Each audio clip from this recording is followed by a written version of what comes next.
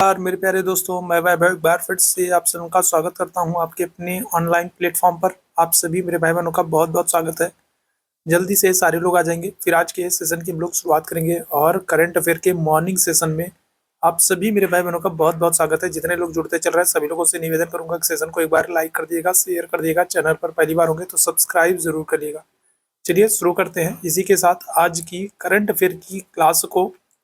पहला प्रश्न आपसे कह रहा है, कौन अंतरराष्ट्रीय अंतरिक्ष स्टेशन की यात्रा करने वाले पहले भारतीय अंतरिक्ष यात्री होंगे। तो पहला प्रश्न आपके सामने है, अंतरराष्ट्रीय अंतरिक्ष स्टेशन की यात्रा करने वाले पहले भारतीय आपसे पूछ रहा। अब क्योंकि ये पहले हैं तो आपके लिए महत्वपूर्ण हो जाएंगे। मैंने आप लोगों को कई बार बताया कि जो काम पहली बार होता है, पहले भारतीय, पहले पुरुष, पहले महिला या फिर पहला कुछ भी होगा तो वो आपके लिए महत्वपूर्ण होता है। तो पहली बार ऐसा हो रहा है कि कोई अंतरराष्ट्रीय अंतरिक्ष स्टेशन में यात्रा कर रहा है और ऐसा करने वाले पहले भारतीय कौन होंगे। तो क्या आंसर करिएगा, पहले प्रश्न की बात करेंगे। आप आंसर कर दोगे ऑप्शन संख्या डी को आंसर करोगे, कैप्टन शुभांशु शुक्ला। तो नाम याद रखेंगे, बहुत ही महत्वपूर्ण है। क्या नाम याद रखेंगे, तो कैप्टन शुभांशु शुक्ला। और ये आपके एग्जाम के लिए बहुत ही महत्वपूर्ण है।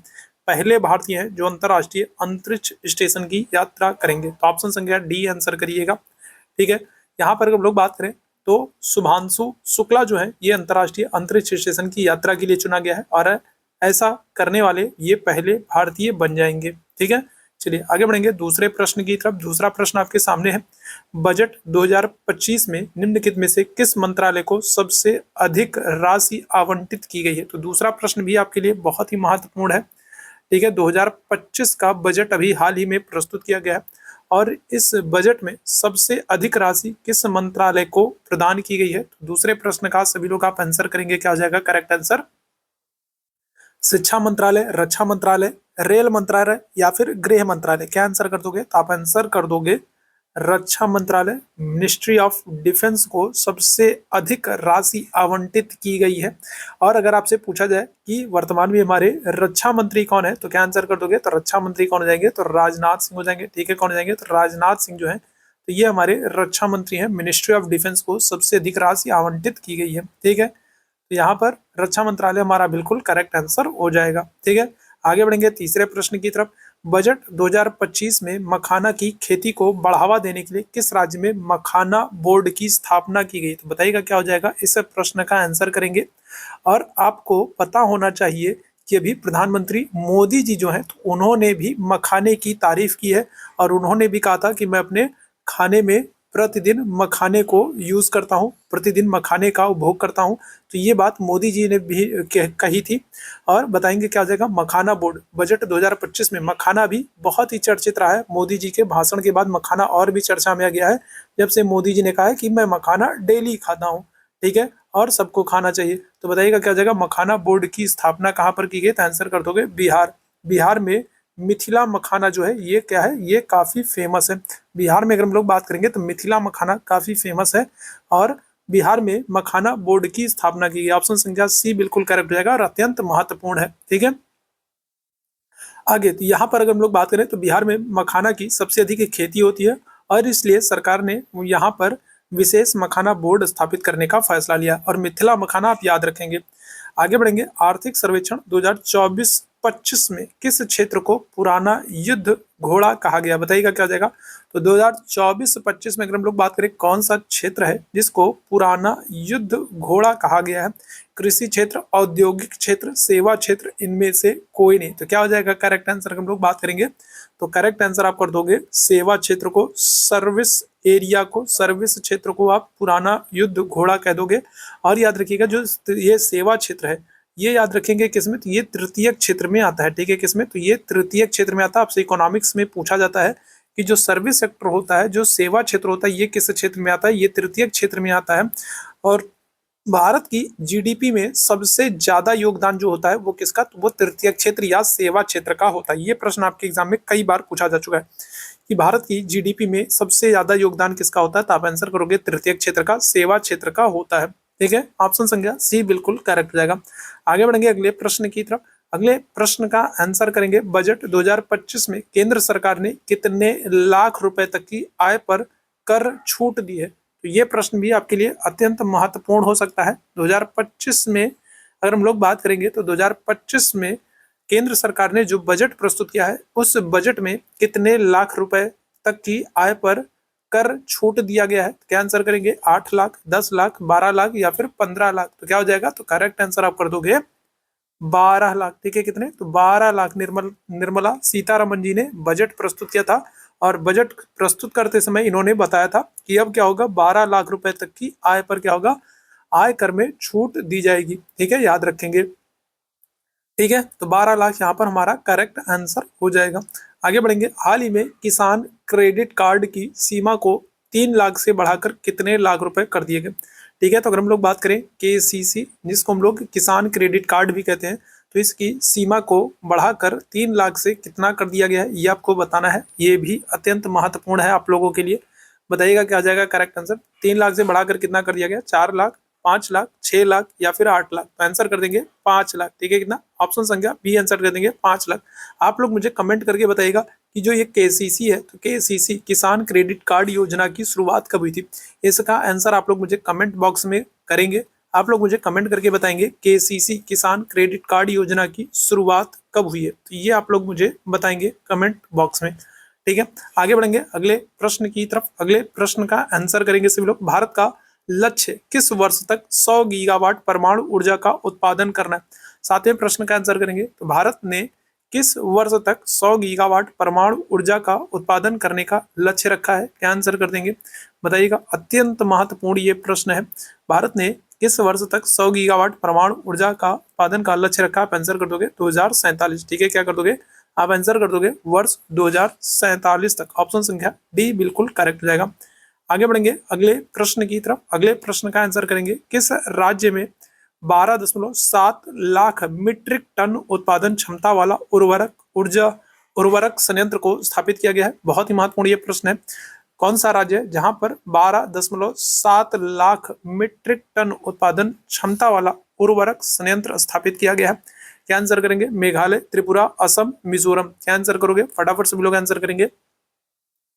क्या हो जाएगा इस प्रश्न का आंसर? मेघालय, त्रिपुरा, असम या फिर मिजोरम? आंसर कर दोगे आप लोग ऑप्शन संख्या सी, असम को। ठीक है, क्या आंसर कर दोगे? तो ऑप्शन संख्या सी आंसर कर दोगे, असम कर दोगे। असम में आपको याद रखना है बिहू। ठीक है, बिहू उत्सव पूछा जाता है, तो ये आप असम कर दोगे। असम में दुनिया का सबसे बड़ा जो नदी द्वीप है माजुली नदी द्वीप आपको देखने को मिलेगा, जो कि विश्व का सबसे बड़ा नदी द्वीप है, जिसका निर्माण कौन सी? तो ब्रह्मपुत्र नदी करती है। ये भी आपको याद रखना है। और असम में आपको काजीरंगा और मानस देखने को मिल जाएंगे, जो कि एक सींग वाले गैंडे के लिए फेमस है। काजीरंगा और मानस, ये दोनों एक सींग वाले गैंडे के लिए प्रसिद्ध है। माजुली सबसे बड़ा नदी द्वीप, ब्रह्मपुत्र नदी निर्माण करती है असम में। असम में आपको बिहू देखने को मिल जाएगा, याद रखेंगे। ठीक है, आगे बढ़ेंगे अगले प्रश्न की तरफ। अगले प्रश्न का आंसर करेंगे। वित्त वर्ष 2016-17 से 2022-23 तक भारत के कृषि क्षेत्र ने कितने प्रतिशत की वार्षिक वृद्धि दर्शाई है? बताइएगा क्या हो जाएगा इस प्रश्न का आंसर। तो अगर हम लोग बात करेंगे इस प्रश्न की, क्या हो जाएगा करेक्ट आंसर? तो 2016-17 से लेकर के 22-23 तक भारत के कृषि क्षेत्र में कितने प्रतिशत की वृद्धि दर्ज की गई है? आंसर कर दोगे आप लोग ऑप्शन संख्या बी, 5%। ठीक है, कितने? तो 5% आंसर कर दोगे। ऑप्शन संख्या क्या आ जाएगा? बी बिल्कुल एकदम करेक्ट आंसर हो जाएगा। ठीक है, आगे बढ़ेंगे अगले प्रश्न की तरफ। अगले प्रश्न का आंसर कीजिएगा। हाल ही में भारत ने कितने नए रामसर स्थल जोड़े गए? तो ये अत्यंत महत्वपूर्ण प्रश्न है और ये हम लोगों ने लास्ट सेशन में भी हम लोगों ने इस प्रश्न को किया था। हाल ही में भारत ने कितने नए रामसर स्थल को जोड़ा है? तो क्या आंसर कर देंगे? तो आप आंसर कर दोगे 4। कितने? 4 नए रामसर स्थल को जोड़ा गया है और रामसर स्थलों की कुल संख्या जो है वो 89 हो गई। ठीक है, वर्तमान में अगर आपसे पूछा जाए कि रामसर स्थलों की कुल संख्या कितनी हो गई, तो आप आंसर करोगे 89। और सबसे ज्यादा जो रामसर साइट है वो आपको कहाँ पर? तो वो आपको तमिलनाडु में देखने को मिल जाएंगे। सबसे ज्यादा रामसर साइट आपको कहाँ पर? तो सबसे ज्यादा रामसर स्थल जो है वो आपको तमिलनाडु में देखने को मिल जाएंगे। ठीक है, आगे बढ़ेंगे अगले प्रश्न की तरफ। अगला प्रश्न आपके सामने है। भारत में प्रतिवर्ष किस तारीख को भारतीय तट रक्षक दिवस मनाया जाता है? क्या आंसर करेंगे? तो भारत में तट रक्षक दिवस कब मनाया जाता है? क्या आंसर करिएगा? आंसर कर देंगे 1 फरवरी को। ठीक है, कब? तो 1 फरवरी को प्रतिवर्ष, ठीक है, भारतीय तट रक्षक दिवस मनाया था। ऑप्शन संख्या ए यहाँ पर बिल्कुल करेक्ट हो जाएगा। अगले प्रश्न की तरफ चलेंगे। अगले प्रश्न का आंसर करेंगे सभी मेरे भाई बहन। भारतीय रेलवे ने निर्बाध यात्रा के लिए कौन सा सुपर ऐप लॉन्च किया है? तो बताइएगा क्या हो जाएगा। तो कौन सा सुपर ऐप है जो भारतीय रेलवे के द्वारा निर्बाध रूप से यात्रा करने के लिए लॉन्च किया गया है? क्या आंसर करोगे? तो ऑप्शन संख्या आंसर करिएगा ए, स्वरेल। ठीक है, क्या आंसर करेंगे? तो स्वरेल। आपसे डायरेक्ट ये भी प्रश्न पूछा जा सकता है, स्वरेल जो ऐप है ये किसके द्वारा लॉन्च किया गया है? तो इंडियन रेलवे के द्वारा जारी किया गया है और निर्बाध यात्रा करने के लिए। ऑप्शन संख्या ए बिल्कुल करेक्ट जाएगा।